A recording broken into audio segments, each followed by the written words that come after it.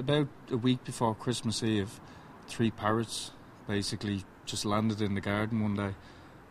They're crimson rosellas, and they just keep coming every day to be fed.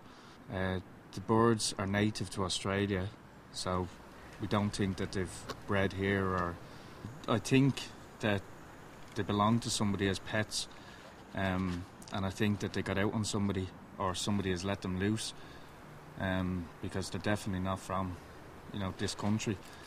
I don't know how they've survived, and especially in the weather last week, because it was so bad last week. Because I think it was -12 or something last week, and I think it is the sheer fact that people have been feeding them.